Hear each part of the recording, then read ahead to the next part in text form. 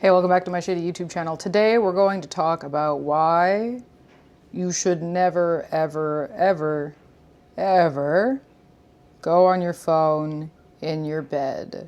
How many people just clicked away immediately? Probably lots. I've been really interested in conversations about returning to analog, or going analog, going offline, breaking phone addiction, acknowledging phone addiction, trying to reduce screen time, and stepping away from doom scrolling. There's so much conversation right now about shortened attention spans, about the negative impacts of short form content on our, memory, on our ability to focus. Scrolling short form content is devastatingly bad for us, for me, for you also, right? And we know this. And so all of that is well and good. Love the conversation, love the discussions, love to see people, getting back into tactile hobbies, journaling and, wearing a fucking wristwatch instead of using your phone or whatever else, right? But there's one part of this conversation that is being left out that I think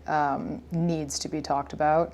And it is how fucking necessary it is for you to stop scrolling on your phone when you are in your bed. Now, I could take this as an opportunity to regurgitate a bunch of science facts at you that I Googled that I don't really understand personally because I'm not a fucking scientist, but I'm not gonna do that. You'll hear it everywhere else. If you wanna go do your own research, go right ahead. What I wanna do is just tell you what I did to stop going on my phone in bed 4 years ago. I broke my phone in bed addiction habit in 2022, and I have not gone back.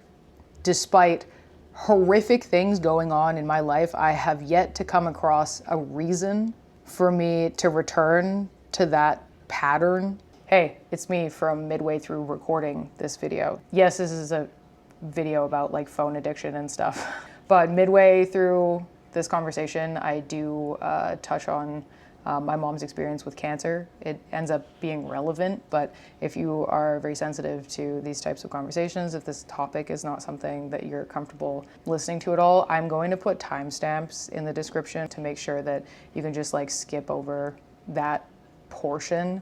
I personally don't like being jump scared with the thing that traumatized me, so cool. I have yet to come across a reason for me to return to that pattern, because the costs of doing that, just for me as an individual, outweigh the benefits of not doing that so fucking much that it's not worth it. And I have a sinking suspicion that, I'm not that special. I don't totally fuck with overgeneralizing tips or advice, other than saying hey, you should probably drink some water.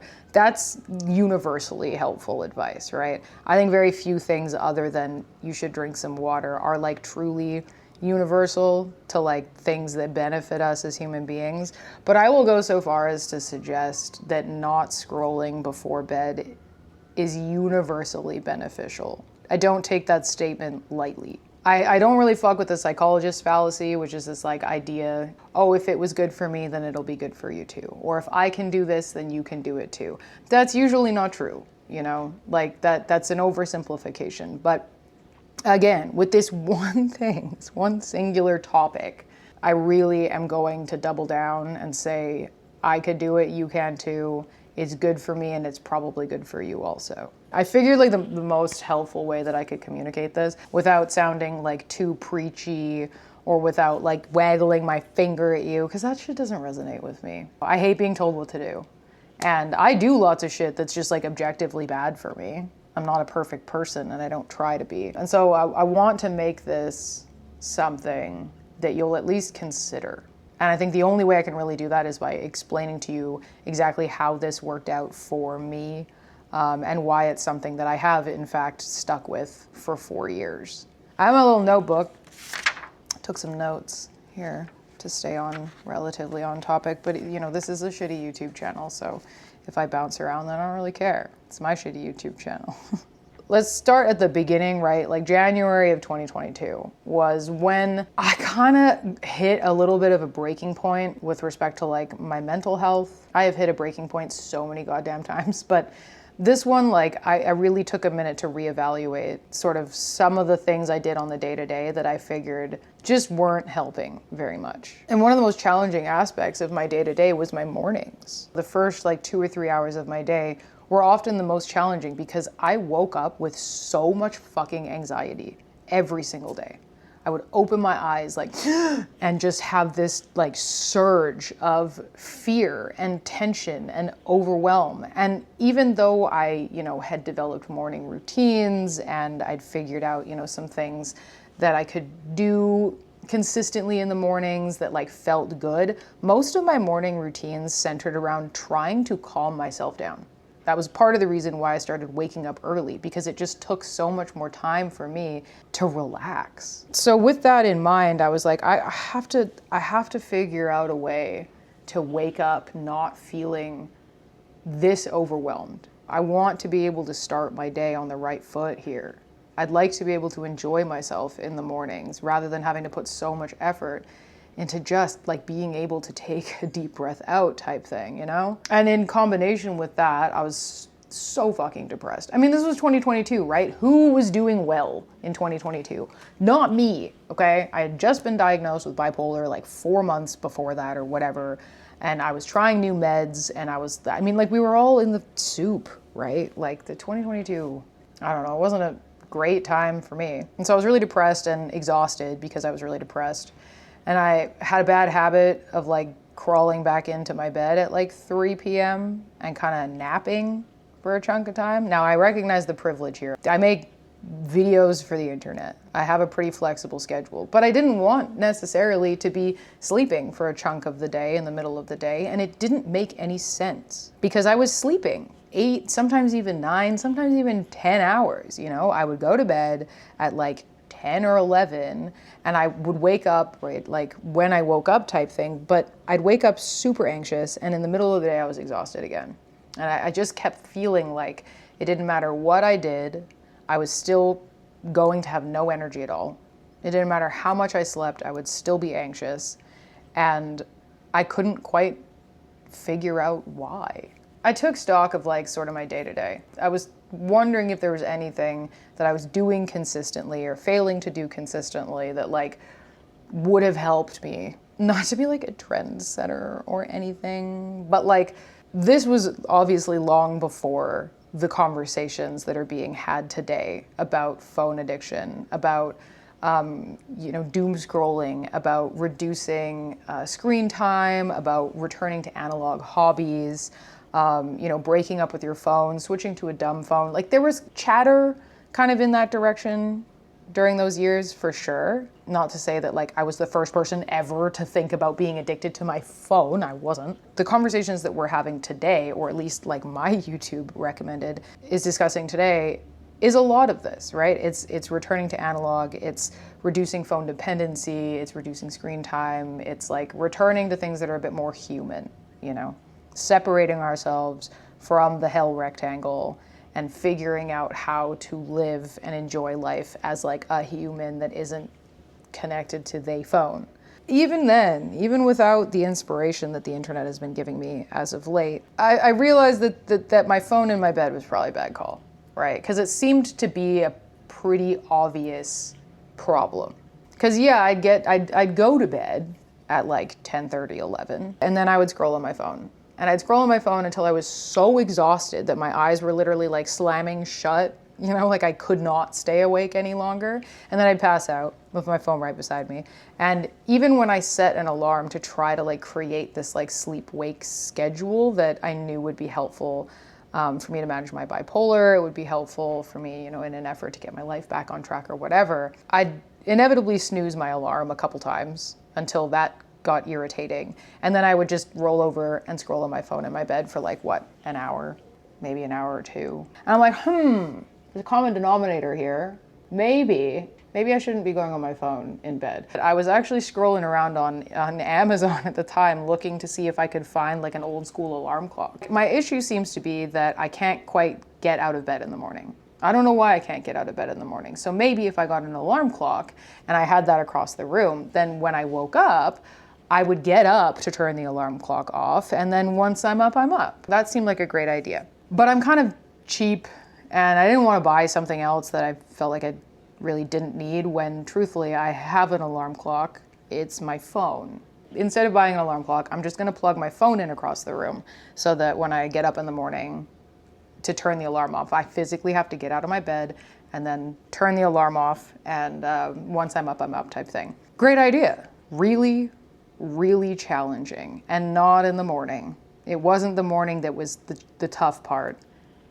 It was falling asleep at night without my phone. Once I started to experience the like visceral response that my body was having to not having my phone in my hand before I fell asleep, that's when I really felt like the true impact of addiction. And I'm no stranger to vice. I have been addicted to other things. And so with those sort of like experiences already like familiar to me or whatever, the first few nights of keeping my phone out of my bed, away from the bed, were so similar to the initial parts of getting over other types of addictions. And the process of this recovery also just really parallels the way in which I recovered from some other things as well, right? The first phase of breaking up with this habit, if you want to call it, or ending this addiction, if those are terms that like resonate with you more, was going through a detox. And the initial detox phase sucks. It sucks. I'd plug my phone in across the room and I'd crawl into my bed, at which point I would experience the 7th layer of hell. I had racing thoughts. I had my spiraling thoughts, catastrophizing thoughts. Suddenly I'm going from like, okay, I've had a great day, and I'm like gonna try to fall asleep now, and then I'm thinking about every horrible thing that either I have ever done or that might ever happen to me or anybody that I love or the world, or, you know, just this tornado of overwhelmingly bad going on in my mind. And at some points throughout trying to fall asleep, which by the way, way harder, because I figured, oh, if I'm not gonna scroll in my bed, then like I'll go to bed at like 10:30, 11 and I'll fall asleep at 10:30, 11. Wrong. It's like 1 o'clock in the morning and I'm still spiraling. I was so frustrated. Like a couple times I remember crying because I was so frustrated. But again, like having experienced overcoming other forms of addiction in the past, I just was so stubborn and I was too fucking smart. Look, dude, we've stopped other things, and the process of stopping those other things felt like this right now. And actually moving through the detox phase, moving through how horrible this feels right now, led to a better life. And then came the morning. Like, I'd say, I think I remember it being the first like 4 or 5 days. It's not like the mornings were better. I would still wake up anxious. I would still feel exhausted in the middle of the day. It wasn't as though all of these things that I was struggling with just magically disappeared, you know, dawn of the first day. No, of course not.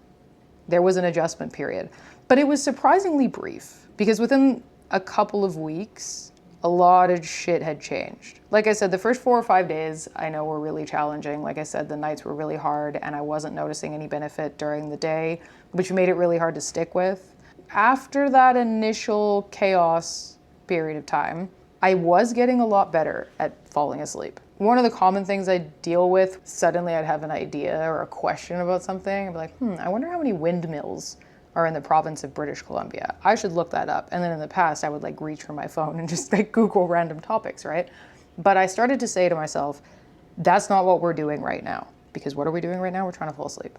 And just repeating that as many times as I needed to helped me eventually drift off. And it went from taking me, like I said, like an hour and a half, even 2 hours of like white knuckling this horrid feeling to within the week, it was getting better. Was falling asleep pretty easily, actually.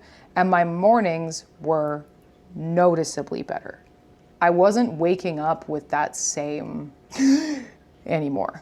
Pretty incredible how much had changed after even just, like I said, like a week and a half Even when the evenings or the nights were still sometimes challenging, it wasn't every night anymore. The fact that the mornings got as enjoyable as they did, and this happened pretty quickly, it really helped me reaffirm for myself that I was doing the right thing here. It was a lot easier for me to stay out of bed in the afternoon too. Even on nights without my phone that I was only getting like 6 hours, just because of how long it took to fall asleep, I wasn't as exhausted in the middle of the day as I had been with more sleep, more hours of sleep. But, I mean, scientifically, again, you can look it up for yourself if you want, lower quality sleep. And then sometime in March, I went on a little vacation. My husband and I went to Mexico. I was like, nah, I'm on holiday. I'm on vacation. Like, I can totally go on my phone in bed on vacation, right? Like this, if people have like vacation cigarettes, then like I can have a vacation scroll before bed. The craziest thing happened. I was like, I don't like this. This kind of feels bad. I think even in the course of like a month and a bit, I had realized that it is possible to feel relaxed before bed. And then I got familiar with that experience, right? It started to get normal for me to get into bed and to feel relaxed, at least to a degree. I don't know if I've ever really been relaxed, but still, relatively speaking. So that when I reintroduced the phone as a treat, like I said, right away I was like, this is pretty overwhelming. Suddenly it felt very loud and very bright and very chaotic and just like a lot. And so I ended up getting out of the hotel bed and plugging it in across the room anyway. Like I had really viewed it at that point on holiday as something that would be like a treat, or like I'm just gonna indulge in this thing that I used to do that must have been enjoyable because I did it all the time. Until you stop doing it, I don't think you really realize how shit it feels to do it in the first place. You kind of have to figure out how to feel good before you can fully appreciate what it feels like to feel bad. And being on my phone in bed feels bad, actually, to a degree that I just didn't notice when I did it all the time. So I kept up with it, right? Like I got home from holiday, and I'm not gonna lie, that was just consistent.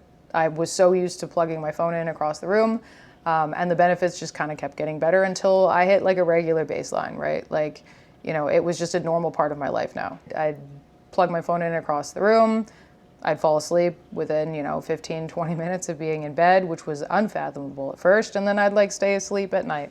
It was sustainable until June of 2023, my mom was diagnosed with stage 4 cancer. Life got really, really fucked up really fast. I was her emergency contact. A lot of like the big scary stuff did fall on my shoulders. Over the coming months, with the horrors that come along with supporting a loved one who is dying of cancer, while also being like literally, I was the emergency contact. The hospitals would call me if anything went wrong in the night. And my mom would call me if anything went wrong in the night, if she wasn't in hospital, if she was at home. I was now dealing with two things, and I think these are two of the reasons why a lot of people struggle to have their phones out of reach at night. The first one being the fear that if your phone is plugged in across the room, you will miss an important phone call. I am someone that can probably sleep through a tornado. When I'm asleep, I am a sound sleeper. So the fear there of missing a phone call, I think a lot of people have this as like a concern of theirs. Not only was that fear present for me, but it was also extremely realistic. Because the first thing I say to people that are like, oh, what if I miss a call? It's like, okay, how many calls have you got in the nighttime that have been emergency calls in the last week, in the last 6 months, in the last year? Probably not many. The off chance of missing a call is not worth sacrificing the benefits day in and day out. And as someone that actually went through this exact scenario, your worst fucking nightmare, probably, right? I have a loved one in the hospital, and I am the one that needs to take the calls in the nighttime, and I am a heavy fucking sleeper. As soon as I'm out, I never missed a call. I set my phone up to like emergency mode, so that, notifications like WhatsApp messages or like anything else on my phone, they weren't gonna make noise to wake me up or disturb me while I'm sleeping while my phone is all the way over there.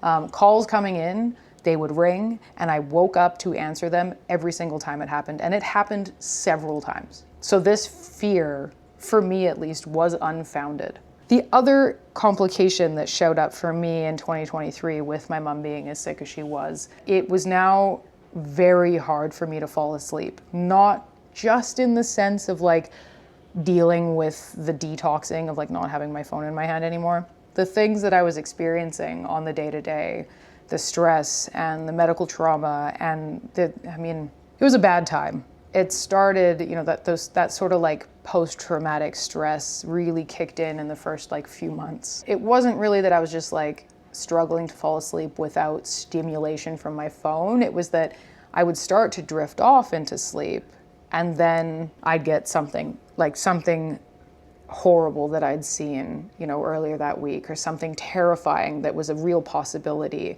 would pop into my mind. I started to have nightmares as well that would like wake me up in the middle of the night. And so it was not at this point that I decided that it would be okay for me to have my phone beside my bed.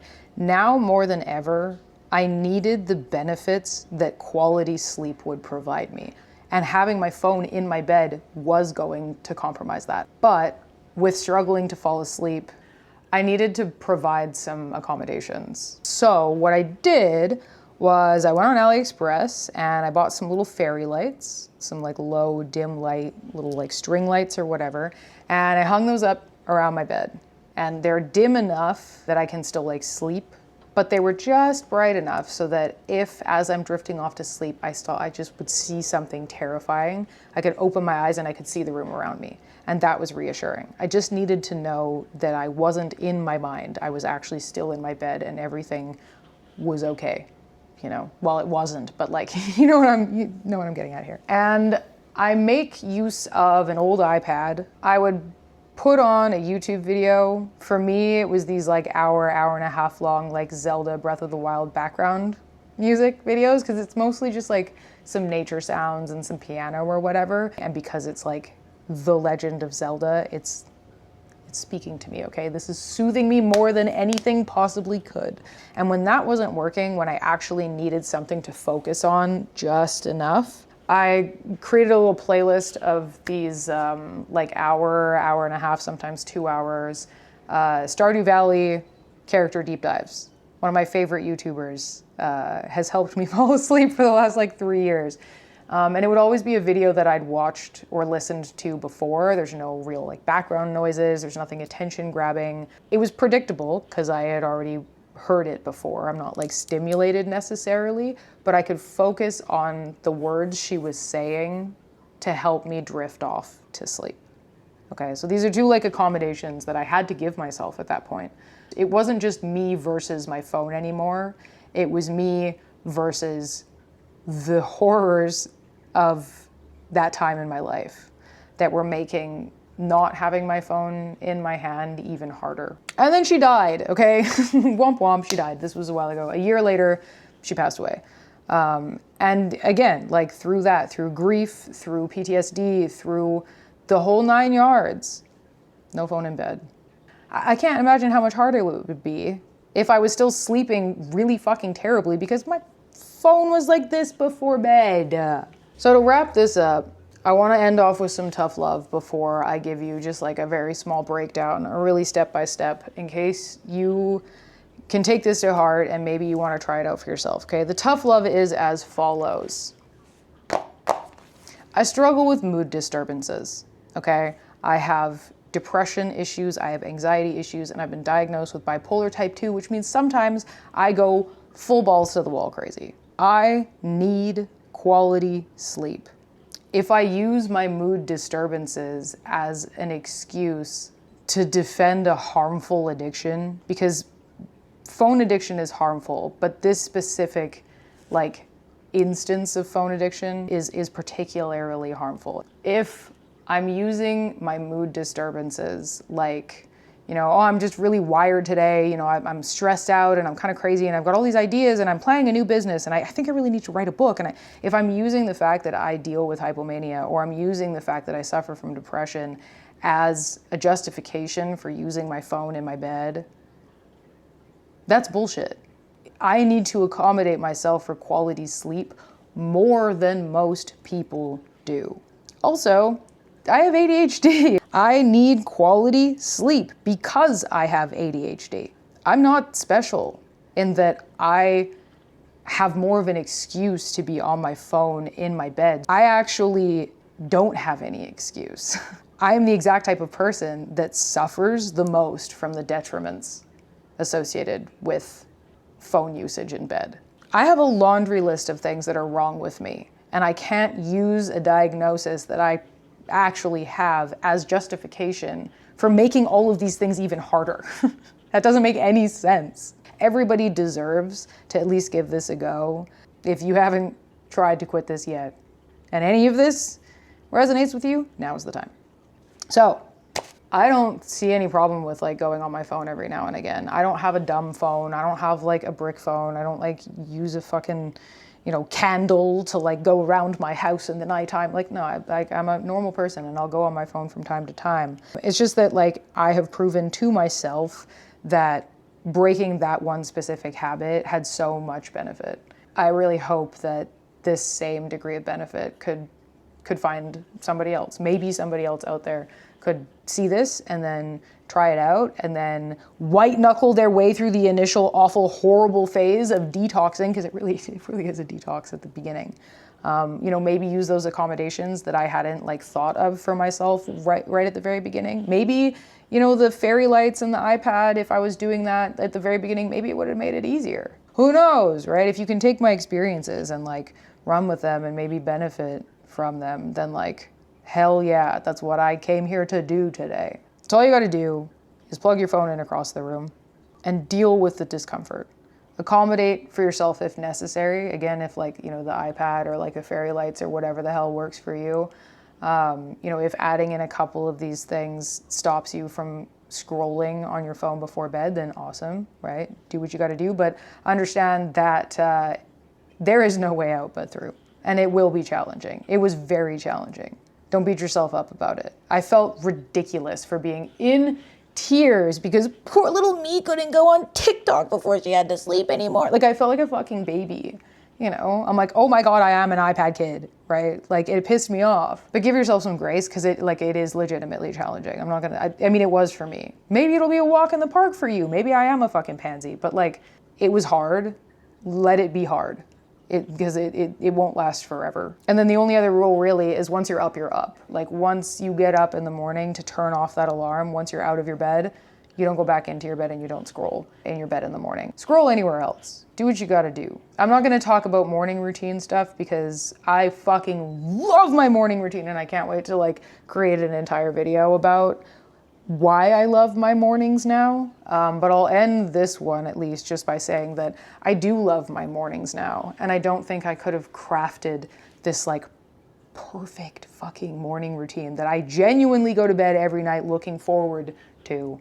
I don't think I could have crafted that had it not been for fixing my sleep, and I fixed my sleep by, I'm not going on my phone before bed. This was a really long-winded way of me telling you to stop going on your phone in bed. Stop going on your phone in bed. Anyway, hope you learned something today.